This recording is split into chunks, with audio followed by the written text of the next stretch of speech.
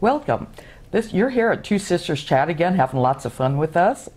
Sandy West. And I'm Melissa Higginbotham, and we're going to again talk more on the consciousness of money. We have some previous videos that we did earlier on kind of a first part of stepping into learning about the consciousness of money. And we got a lot of comments at the workshop we were at this weekend, and it reinforced to us how important it is, the issues that are going on in everybody's lives. So we talked at the last one a lot about looking at money, working with money. Dancing with money. Dancing with money, co-creating with money. I'd like to spend a little time today with your help and talk about a number of different things. The first one is our debtors, who we owe money to. The banks, the credit cards that we co-created whatever we're in with. That we co-created with them, and we all co-created to make the economy the way it is, to create these things that we have. And some tips about how to think about them, because I could remember not wanting to answer the phone, being afraid, stressed, feeling harassed, stalked almost by the calls that would go on continuously. And I found that I had to get past that fear. I had to get past the feeling of the shame that I wasn't paying my contracts, that I wasn't able to keep up with, that I was somehow failing. And sometimes it's beyond your control because you're waiting to get paid. And yeah, I was in the same state at one time, and I would say, I will pay you when I get paid, but I can't pay you with nothing. Right. And that's where I am. I answer the calls, I tell them what I have, and they keep asking, can you make this payment? Can you make this? Can you have it come out of the account? And I keep going back to, I'm not going to lie to you. I'm not going to agree to something that I can't guarantee I can do, because that's lying, which again goes back into lack. Yeah, and into the integrity of where you're standing. And the relationship. Right. So it's real important when we're dealing with these things to get past the anger, the hate, the unfairness, being the victim again, coming out of your victimhood. And as we worked and danced with money, how can we do that same thing with the consciousness of, let's say, the banks and the credit card companies? How do you go about that? And we started with simple things. You can take your bills and bless them. When you make the payment to them, in that moment it feels good. Feel that. Touch it. You can hold them in your hands and know, I'm so fortunate to have this today, and I can make this payment, and I'm accepting that I can make it again on time next month, that I'll have what I need. We don't always give thanks that we have the money at that moment when we do pay that part of the bill. I found for a while, I would get a check in, I'd pay for a bill, and instead of taking the time to be thankful, I was on to, but how am I going to get the next one paid? Or how am I going to get the money for this one next month? So your energy was already being sent into the future. You had nothing for the now point. That's right. And no gratitude.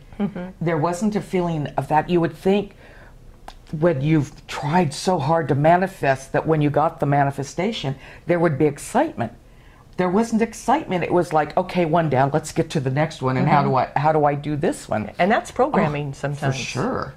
And I had to completely work with that and redo that programming, which was very, very difficult. It's because we've have a pattern of how we react, how we respond, and so when we talk about mastership of responsibility, part of that responsibility is how do we respond to the challenges life gives us, because that will help us determine what that flow is in the backflow from source to us. One of the things I started doing was I tried to take myself out of the way, so that I would say affirmations like, no matter what I do or don't do, the money flows. No matter what I'm feeling or not feeling, the money flows. So that I could separate out the flows of my lessons. So that if I am emotionally feeling unworthy, no matter if I felt that or didn't feel that, or did something or didn't do it because of that, it wouldn't impact my money flow. So I would have the unworthy flow over here, the money flow here, so I'm telling money, no matter what I do or don't do, you're still going to work, and then I'm going to work separately over here with the unworthiness and what's going on with that. You see, we get our lives tangled and enmeshed in like these knots to where we're trying to heal everything at once. We've got to undo the knots.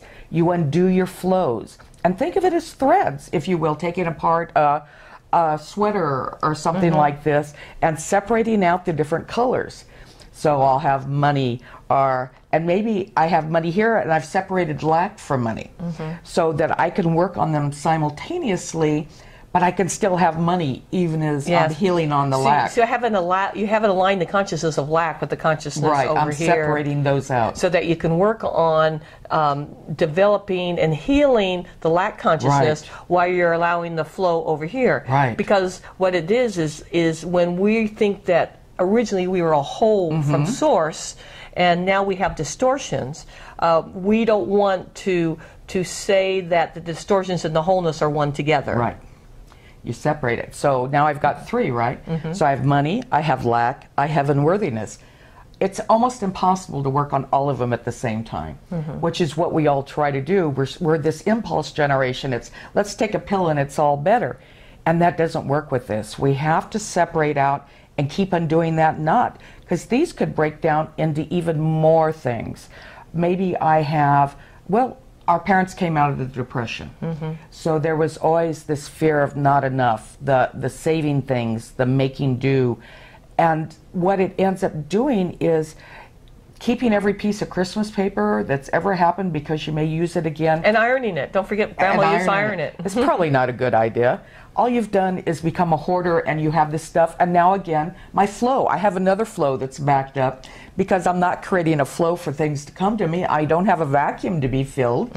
So why would it come and want to be? And again, it's alive. Why would anything that would make it better, that consciousness, want to come live in my house that's packed with Christmas paper? That's right. And it's Easter or it's Halloween. That's right. So you have to, again, separate them out. Look at what's going on. You get another idea. Listen. Okay, so I've got one more thing to work out, but the more I can separate them and deal with them individually as they come up, the easier it is for me then to start manifesting.